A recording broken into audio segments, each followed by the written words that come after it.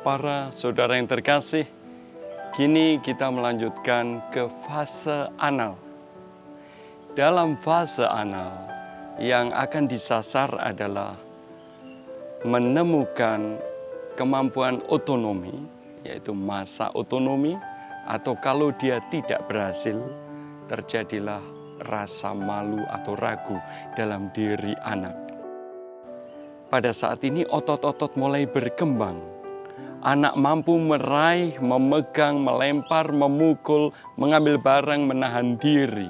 Pada saat usia 2-4 ini disebut fase anal, sebab otot di bagian anal berkembang sedemikian rupa, maka dia mampu menahan atau melepaskan feses, kotorannya.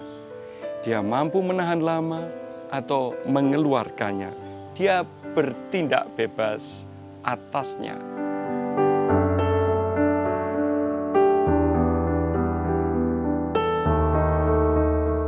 Anak pada saat itu berhadapan dengan instansi lebih tinggi, yaitu orang tua yang menuntut pada dia kebersihan dan ketepatan waktu, tanda kutip, untuk buang air.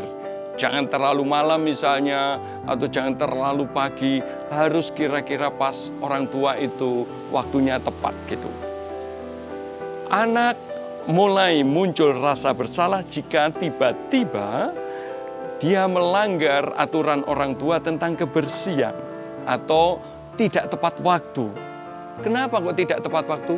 Karena memang ototnya belum terkontrol, bagian anal belum terkontrol penuh. Kadang-kadang dia lalu ngompol, kadang-kadang dia itu keluar sendiri. Maka pada saat itu, ini adalah situasi krisis karena dia bisa mulai merasa bersalah. Tetapi jika itu terjadi dan dikuatkan untuk dimaklumi, dimaafkan, maka akan menumbuhkan rasa bangga ketika mampu memenuhi nilai-nilai kebersihan yang dipatok oleh orang tuanya. Jika dia bisa dengan tepat waktu mengeluarkan buang air dengan bebas. Jadi pada saat ini tugas orang tua adalah mampu memahami jika satu saat anaknya buang air tidak sesuai keinginan orang tua. Misalnya terlalu lama, saat tengah malam, saat tiba-tiba di luar kontrol. Karena memang kadang-kadang masih longgar, masih kendor. Apa yang terjadi sebetulnya? Kenapa sih anak-anak itu lama? Saya sedang memikirkan itu seperti saat meditasi. Jadi kalau fase oral tadi itu fase berdoa. Sekarang fase anal itu fase meditasi. Dia mengeluarkan, seandainya ini feses, dia sedang mengeluarkan dengan ya tidak, dengan bebas, lalu menarik lagi, lalu dia keluarkan, dia seperti bermain-main begitu. Sehingga ketika dia lepaskan dengan lega, dengan sesuai iramanya dia sedang belajar memberikan diri. Dia belajar memberikan apa yang dia punyai. Dan ketika dia menahan, itu adalah miliknya. Tetapi yang jadi masalah karena ibu tidak mengerti. Ketika anak sedang meditasi ini tadi, lalu tiba-tiba saja dipanggil dengan keras, "Nungki, keluar!" gitu. Cepet! Nungki langsunglah. Dia tidak bisa si anak kecil yang namanya Nungki tadi langsung, "Iya Bu," dengan ketakutan. Dia terus menahan fesesnya dan cepat-cepat keluar. Tetapi apa yang terjadi ketika di kelas atau ketika di tempat yang tidak diharapkan, pas ada di gereja atau di tempat manapun tiba-tiba,